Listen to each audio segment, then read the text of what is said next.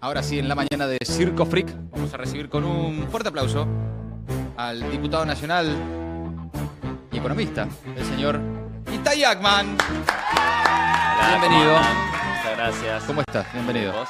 Bueno, con la Contento de expectativa de estar acá. los anuncios del gobierno, estos Sí. anuncios para el colchón, vamos a conocer los detalles, pero el gobierno dice que espera que los argentinos saquen los dólares del colchón Sí. y Milei dice que ingresando eso a la economía oficial se viene un primer paso para la dolarización endógena.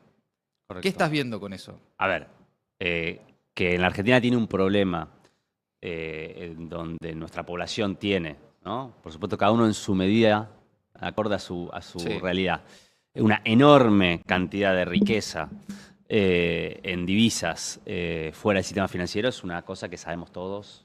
Lo Hay- escuchamos hace un Hay millón de mucha guita años. fuera del sistema, mucha. Bueno, obviamente, Sí. algunos tienen un canuto en la casa, un poquito abajo del colchón, otros tienen cientos, ¿no? Sí. De millones de dólares o fuera del país o en lugares. Claro.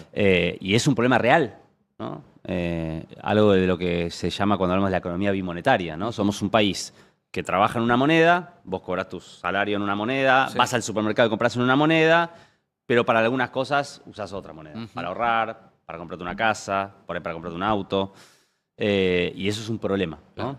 Y es un problema estructural de la economía argentina, porque si nosotros, todo el excedente que se produce en nuestra economía termina dolarizándose y fugándose, Claro. más allá de los mecanismos a través de los cuales pasa esto en cada uno de los gobiernos, Sí. pero si ese es el problema, es una economía que no tiene capacidad de crecer y desarrollarse. ¿El gobierno está buscando resolver este problema? Ni en pedo, Ajá. ni en pedo. ¿Qué busca con esto el gobierno? Lo que busca el gobierno es simplemente que se inyecten algunos dólares más para sostener un modelo económico de dólar barato. Mm. Acá no estamos frente a un intento de resolver el problema de fondo. Te diría que si el gobierno quiere con esto promover algo parecido a una dolarización endógena, no solo no resuelve el problema de la economía bimonetaria, sino que lo agrava, o sea, va a profundizar la dolarización parcial de nuestra economía. Y lo único que quiere es conseguir más dólares para sostener un modelo económico determinado. Si vos mirás lo que pasó desde el diciembre del 23 para acá, ahora es más claro, digamos, cuando uno lo mira con el diario del lunes, lo que pasó en estos años y medio es más claro. Ujú. El gobierno buscaba bajar la inflación a toda costa, porque es su principal capital político, es con lo que quiere ganar las elecciones. Es un poco el mandato también que tenía, ¿no? Es el mandato, pero el mecanismo no fue muy original. Ajá. Vos no sos economista, pero sabés Sí. que si en la Argentina el dólar está quieto, los precios más o menos van a tener que estar quietos. Y si el dólar se mueve, los dólares se van a mover. Sí. No hace falta ser economista para saber Sí, eso. sí, sí. Bueno, Hemos ¿qué- aprendido los argentinos un Exacto. montón a lo largo de la historia. Entonces, ¿qué hizo el gobierno? Dejó el dólar quieto. Sí. Ahora, ¿cuál es el problema? Dejar el dólar quieto con una inflación que al principio fue muy alta, después fue muy bajando, pero Después del dólar quieto, después de la primera gran devaluación. después de la gran devaluación. Claro, ¿Cuál es el problema? Que el dólar se va haciendo cada vez más barato. sí. ¿Sí? Y eso obviamente no es sostenible en el tiempo. ¿Cómo hizo el gobierno para que esto le funcione? El primer semestre del año pasado, con una recesión. La recesión hizo que las importaciones caigan bruscamente, tuvimos un gran superávit comercial, alcanzaban los dólares para mantener un dólar barato. Ya hacia mitad del año pasado la cosa se empezó a complicar. Ujú. No sé si te acordás, Sí. pero bueno, el dólar paralelo empezó a subir. Sí, sí. ¿Y qué hizo el gobierno? Hizo un blanqueo que tuvo un resultado muy superior al esperado. 30.000 millones de dólares. Entonces tuvo un Fue un blanqueo grande, porque todos los gobiernos tienen su blanqueo, pero este fue un blanqueo muy grande. ¿Por qué? sí. Porque era el blanqueo más generoso de la historia de la humanidad. Claro. ¿no? No pedía nada a Ahora, cambio. como Milei todo lo compara con la historia de la humanidad, podemos Sí. decir que es el blanqueo más importante de la historia de la humanidad, ¿no? Brevemente, pero ¿qué era? Blanquear. Era gratis. Gratis. Básicamente No gratis. había Vos que no hacer pagaste nada. impuestos, cero, Claro. cero. Y incluso hasta un monto determinado ni siquiera tenés que justificar de dónde la sacaste. Claro. Que es algo parecido a lo que se supone anunciar, vamos a hablar de la letra chica, con la medida de ahora. Con ese primer blanqueo logran un puente. Un puente del para terminar segundo el año. semestre, Claro. del año pasado. Mm. Y en el verano, este verano, ya se empezaron a agotar los dólares y el mercado empieza a ver, che, esto no va a caminar. ¿Y ahí qué hicieron? Adelantaron el acuerdo con el Fondo Monetario Internacional y le pidieron 20.000 palos más. Mm. O sea, la Argentina se endeudó en 20.000 millones de dólares más con el FMI, con el cual ya tenía una deuda de 45.000 palos, solamente para tener flujo, digamos, guita fresca, para seguir sosteniendo este proceso de apreciación del dólar, ¿no? Entonces, esto, si vos me preguntás, no conozco la letra chica, lo que van a Sí, anunciar, sí, lo están por- pero si me preguntás cómo se interpreta, es simplemente un nuevo tanque de oxígeno, Mm. un nuevo tanque de oxígeno para sostener un modelo económico que tiende al dólar barato como mecanismo para bajar la inflación, para que el gobierno pueda ganar las elecciones, pero que no es sostenible en el tiempo. La Argentina no puede seguir apreciándose indefinidamente, o por lo menos podemos discutir si eso es deseable o no. En general, si uno mira la historia argentina, todos los gobiernos que han hecho esto, tarde o temprano, este esquema explota. El más reciente fue Macri, ¿no? Macri le duró 2 años y medio, ¿no? Hasta abril del año 2018. También dólar planchado, bajó la inflación, ganó las elecciones legislativas, digo, pensando incluso en lo que pueda pasar en octubre. Y en abril de 2018 se fue todo el demonio. El otro día veía un gráfico, había como una correlación de dólar planchado y el oficialismo ganando elecciones. Sí. Históricamente, no es la primera vez que un gobierno plancha el dólar para ganar la elección, incluso no es necesariamente gobiernos liberales, neoliberales, de derecha y demás. Así es. ¿Cuál es ahí entonces la diferencia en otros momentos de dólar planchado para ganar elecciones, digamos? No, digamos, acá, digamos, si comparamos con Macri, que es el proceso más parecido, Ajá. hay una diferencia, en el fondo es muy parecido, diría que es lo mismo, pero el mecanismo fue distinto. ¿Macri qué hizo? Macri hizo un shock cambiario, sacó el cepo el primer día y hizo gradualismo en lo fiscal, ¿no? Que es lo que le criticaba. Es lo que ahora le critican, Bueno, sí. Y Milei hizo en espejo, Ajá. hizo un shock en lo fiscal, tipo ajuste fiscal, superávit el primer mes, pero hizo gradualismo en lo cambiario. El Ajá. cepo lo levantaron parcialmente 2 años, digamos, 1 año y medio después de empezar a Cuando llegó de gobernar. vuelta la guita del fondo. Sí. Sí. Entonces, ahora, el esquema es el mismo. Ajá. El esquema es el mismo. Hay diferencias, es verdad. Hoy no tenés tantos fondos del exterior invertidos en activos argentinos, entonces te pueden decir, bueno, hay menos para correr. Digamos, son diferencias que tienen que ver con los procedimientos. Pero el tema de fondo es el mismo. Acá hay un modelo económico, o podemos comparar con los 90 también. Sí. ¿no? Milei se mira mucho en el espejo, ¿no? de los 90. Los 90 duró mucho más. Sí, claro. Los 90 duró mucho más. La convertibilidad duró 10 años. Sí. Y fue muy exitosa para bajar la inflación. Ahora, podemos discutir los costos. Desempleo masivo, destrucción de la industria nacional, que es algo parecido a lo que estamos empezando a ver acá. Vos decís, ¿cómo convive la inflación a la baja, un montón de argentinos yéndose de vacaciones al exterior y las pymes, el 50% de las pymes al borde de la quiebra? ¿Cómo convive todo? ¿Cómo marida todo eso en una misma economía? Bueno, marida perfectamente. Los 90 fueron eso. Y además los 90 provocaron una fractura de la sociedad. No sé vos qué edad tenés. Yo me acuerdo cuando yo era chico. Sí, yo lo vi. Fracturó incluso. De pibe, pero lo vi. Bueno, había una parte de la sociedad que le iba bien. Sí, estaban los que viajaban a Disney. Exacto. Los que iban, sí. Los que fuimos chicos en los 90, Sí.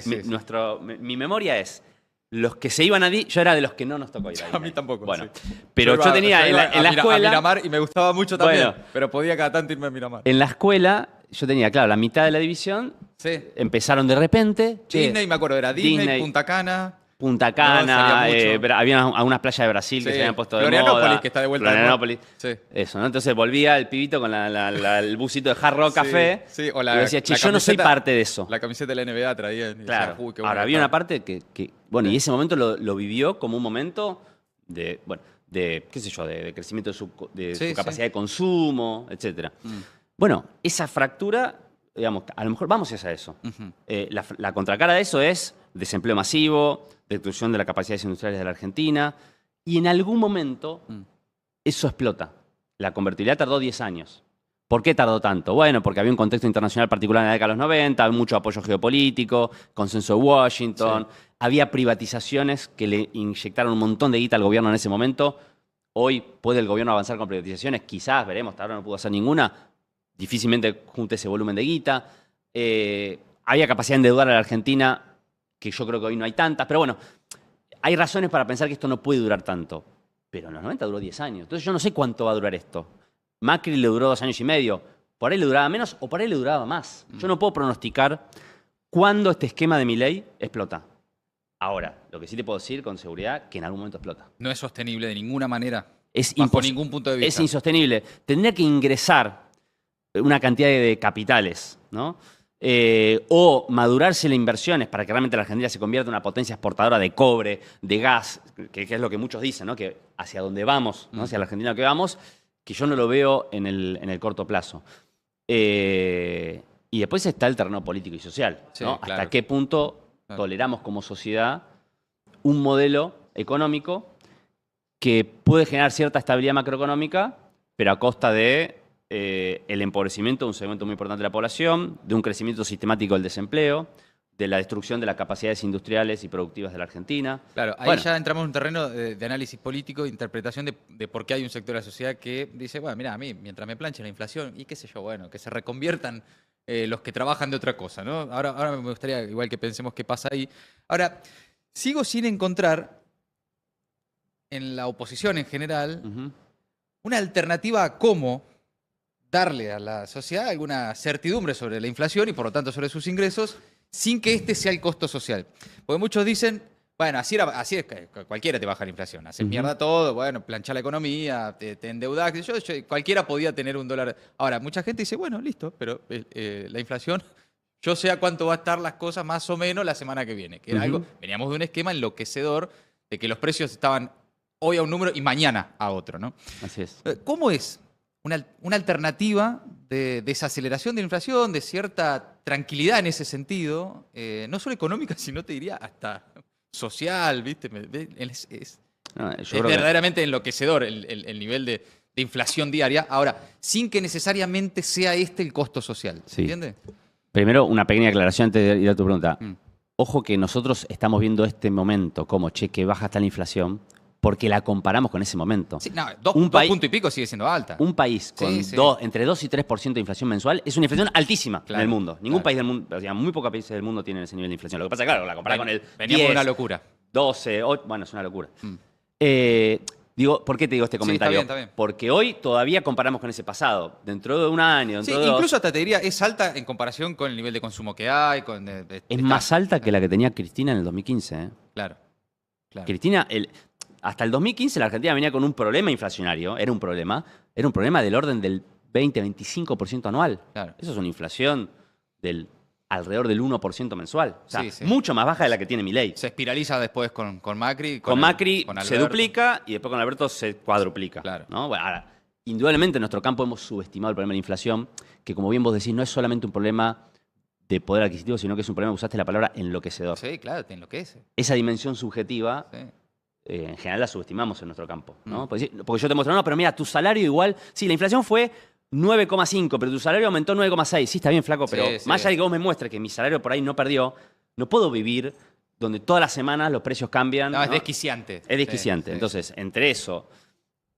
ahora, indudablemente nosotros cometimos el error de no hacer un programa de estabilización antiinflacionario. ¿No? No lo hicimos. En el gobierno anterior, quiero Sí. decir. Yo no fui funcionario, pero digo, No, me está hago bien. cargo porque soy parte del El espacio proyecto político. claro. Y obviamente en el horizonte programático hacia adelante, nuestra fuerza política tiene que mostrar que ese tema le importa. Claro. ¿no? Ahora, también es Que le cierto... importa y que sabe cómo resolverlo. Y que sabe cómo resolverlo. Aparte, pero más allá de la cuestión técnica Ok. de cómo resolverlo, que ahí hay un montón de discusiones, pero no me quiero... Parece bien. un embole discutir la parte técnica, pero sí quiero bien. decirte esto. Milei demostró una cosa también. En parte, la baja de inflación es un problema de autoridad política. Ajá. Es muy difícil que pueda bajar la inflación un gobierno que no ejerce la autoridad política. Porque la inflación tiene fundamentos macroeconómicos, Ok, obviamente, es requisito necesario pero que haya también autoridad política. tiene expectativas. Claro. ¿Qué es lo que ven los mercados de Milei? Que el tipo, algunas cosas que dice, por ejemplo, que va a sostener su préfic, la va a ir hasta el final. Sí, Ejerce claro. la decisión política. ¿no? Claro. Nosotros tenemos un gobierno en el cual esa autoridad política no existía. ¿no? Entonces, era difícil también desplegar un programa económico consistente con bajar la inflación. Técnicamente podía estar bien armado si vos tenías un gobierno que políticamente no tenía autoridad para disciplinar expectativas de los empresarios, de los sindicatos, o sea, de los actores que luego son los que terminan definiendo cómo se discuten los precios en la Argentina. ¿no? Claro. Ahora, no para tampoco entrar en los tecnicismos, y que además sé que hay distintas ideas al respecto, pero hay en la memoria emotiva de mucha gente, especialmente jóvenes, que asocian al peronismo Sí. con el gasto, la inflación y un Estado que derrocha. ¿no? Ujú. En términos muy generales, muy globales. ¿Cómo se le explica a ese sector de la sociedad que, che, mira, en realidad hay otra manera de hacer las cosas? Porque para lo que alguna generación como la nuestra, el radicalismo era eso, Claro. era la hiperinflación, era Sí. que no había precios, era que era todo un descontrol, para muchos hoy es el peronismo. Sí. ¿Qué se le explica? No, bueno, primero hay que desligar la última experiencia del gobierno del Frente de Todos de lo que es la historia del peronismo. Está claro, sí. No para no hacernos cargo, ¿eh? Sí. Pero bueno, no es que Hubo la historia que otras tenemos es formas. Alberto Fernández. O No, sea, también es la historia de Menem. también, Claro. sí, podemos discutir ahí, Sí, digamos, en entiendo. términos del programa económico, Sí. porque, digamos, la política económica que se llevó adelante, o el modelo económico que se buscó durante el gobierno de Perón, claramente hay salvando las distancias históricas y los contextos muy distintos con lo que se intentó hacer durante los gobiernos de Néstor y Cristina. Ujú. El menemismo fue otra cosa, en términos de modelo económico, en términos de política económica. Entonces, primero desligando la experiencia reciente. Ahora, haciéndonos cargo también. Bueno, evidentemente nosotros tenemos que escuchar un poco más. O sea, ¿qué le decimos a esa gente? Bueno, primero, que somos conscientes de que nos mandamos una cagada, ¿no? Que evidentemente hay algunas cuestiones, por ejemplo, vinculadas a cuál es el rol del equilibrio fiscal en un país que no tiene financiamiento, que tiene un problema de una economía monetaria. Bueno, evidentemente no era un tema para boludear. El tema del nada, no importa, déficit emitamos porque no pasa nada, ¿no? Pasan cosas. Claro. Claro. O problemas que no pudimos resolver. Bueno, pero ahí ya hay una variable. Todo lo que pasó en el último El equilibrio fiscal es necesario. todo lo que pasó. Mirá, yo me agarré una bronca cuando vi la noticia de que le sacaron los subsidios La de ayer. de Puerto Madero. Sí, claro. Por ejemplo. Vos decís, ¿Cómo no se hizo eso antes? o sea, Claro. ¿cómo nosotros no pudimos hacer eso? Bueno, pero ahí había una interna.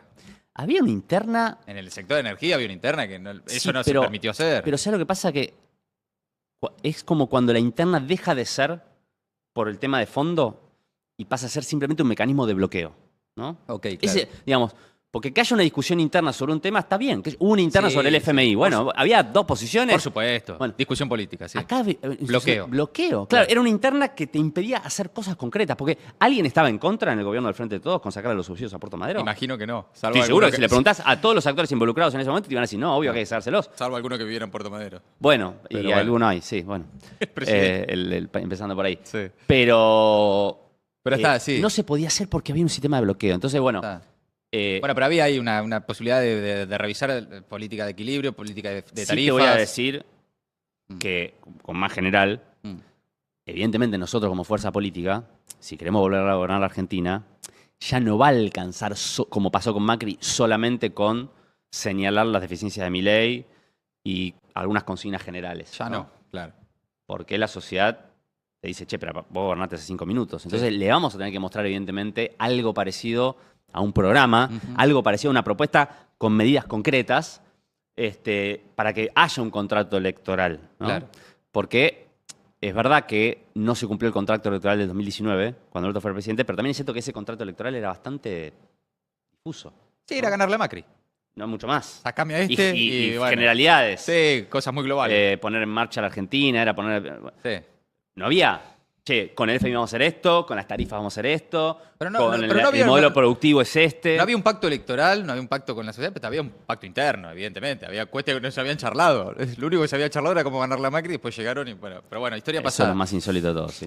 Acaba de hacer el anuncio, ahora sí, tenés el bien. anuncio de Adorni, así lo escuchamos con Itai y vemos de qué se trata. Dale. ¿Tus dólares, tu decisión, dijo? ¿Dijo eso? ¿Tus dólares, tu decisión? Tenemos, a ver, algún fragmento del anuncio del vocero presidencial, a ver. Por eso el presidente Javier Milei instruyó al equipo económico a implementar lo que hemos llamado el Plan de Reparación Histórica de los Ahorros de los Argentinos. El mismo contiene 2 etapas.